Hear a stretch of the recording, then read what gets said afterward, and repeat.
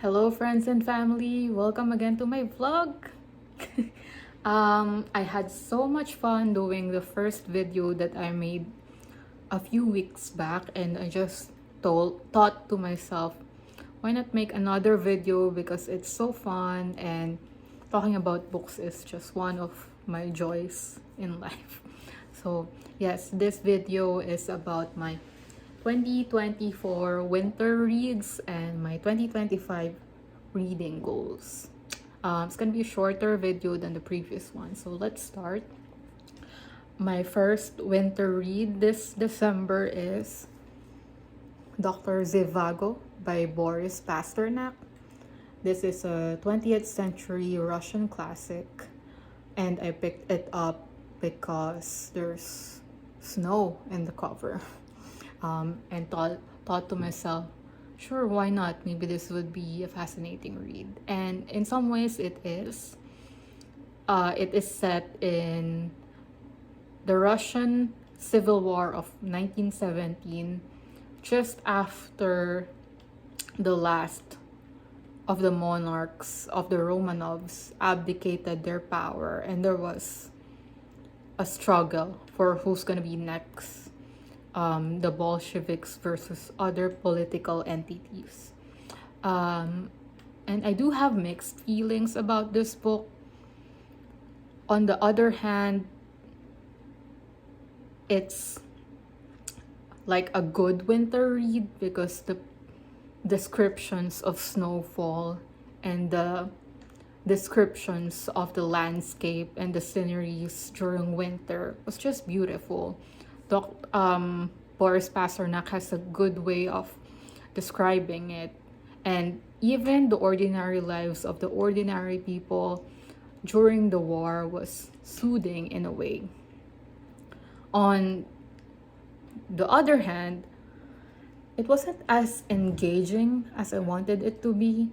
Some people actually compared it to War and Peace. And even though I can see the similarities, even though there's a cast of characters and their stories followed through decades, it wasn't just as good as Leo Tolstoy's masterpiece. So, yeah, I wouldn't really recommend this to anyone unless they're very interested in Russian literature. It's still good, and I still find it a worthwhile read because I learned a lot from Boris Pasternak and how the Russian Civil War affected the Russians during that time. Yes, that was my first one. And then the second one wasn't even supposed to be in my winter reads, but I got persuaded into reading it. And it is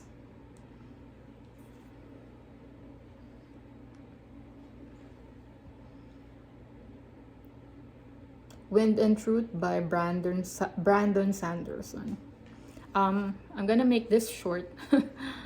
This is the fifth installment in the Stormlight archives, and it's the last book in the series. And I also have mixed feelings about this book because I love the world, I love the characters, but this one, the writing was not for me. It lacked nuance and subtlety, and there was just too much dialogue for me. But the ending kind of saved it for me, even though there's like 1,000 pages of words that I had to read just to reach that ending. I read this for about a week and my brain was totally fried from trying to finish it because I still have other books I wanted to finish, and I just had a marathon. It was an interesting week for me, and I feel like the ending was enough for me to rate it a bit higher than I was supposed to. Can't say anything more than that since this is like high fantasy, fifth book, big world, lots of stories and characters. But yeah, it got released last December 6th. That's why I was like, I'm gonna read it before the year ends. So yeah, Brandon Sanderson. I am still curious to see what he's gonna write for the next few years, because the Cosmere is such a very interesting and very captivating world. Okay, the next one. The next one is probably one of my favorites this year. And I can't wait to read the other books the author has, since I really love this book. It is Beartown. Wow, wow, wow, wow, wow, wow. Beartown by Frederick Backman. Frederick Backman is an author that's kind of popular because one of his books got adapted to a movie. It's called A Man Called Otto. I haven't read that book, and this is the first one I decided to pick up because it has like a winter theme and it is good. So good. The story isn't even unique. Sometimes it's even cliche.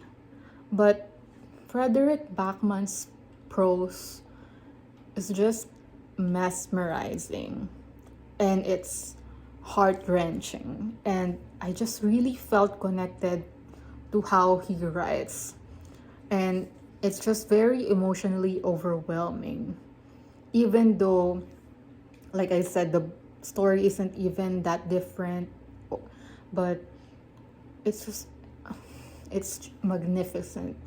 It's set, Beartown is a town in Sweden, in the outskirts of Sweden, and they're called the Hockey Town. And events take place in this town, and it's a very character driven book, and you can just feel their emotions. The tone is eerie and brooding, kind of sad and also bittersweet, but it's so good. It's so good. I really recommend this to anyone, and it definitely opened my eyes to try more literary fiction or modern fiction. I don't really read a lot of modern fiction. I feel more connected to historical fiction or classics and fantasy. But this makes me want to try more modern fiction and see what modern authors have to offer. So yes, Beartown. I might try A Man Called Ove. It's Ove in the original novel. Man Called Ove next by Frederick Backman. That was so good. I cried. I cried. I really did. Okay. The next one I just finished is this book a few hours ago. And I just really enjoyed it. Very magical. It's The Bear and the Nightingale by Catherine Arden. It's a bear again. This is just a magical fantasy book. It's like reading a fairy tale, and it's Russian, and I really love Russian themed stuff. This is about a girl set in 14th century Russia, and the magical elements are based on Slavic folklore, which I haven't read about before. So this is very new to me, and it's a Russian medieval fantasy is a genre I didn't even know I wanted. But here it is, and it's nice. It's good. It's a slow burn, but it has a storytelling style that was like reading Cinderella or other fairy tale books. It's so nice. And it's a trilogy. I can't wait to read the next two books because this one is captivating enough for me to read the next two books. So, The Bear and the Nightingale. Yeah.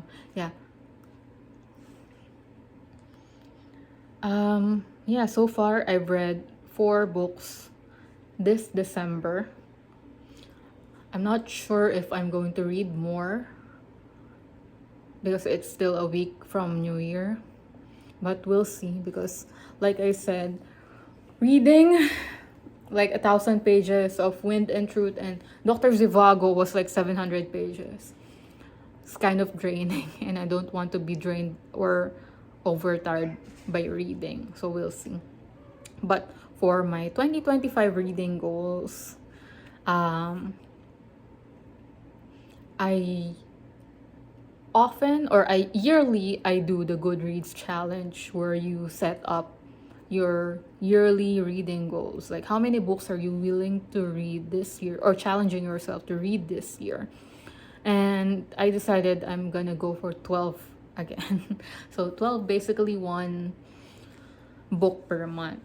I don't want to pressure myself into attaining a number of books because it might take out the enjoyment of reading for me. So no pressure for me to do more than that.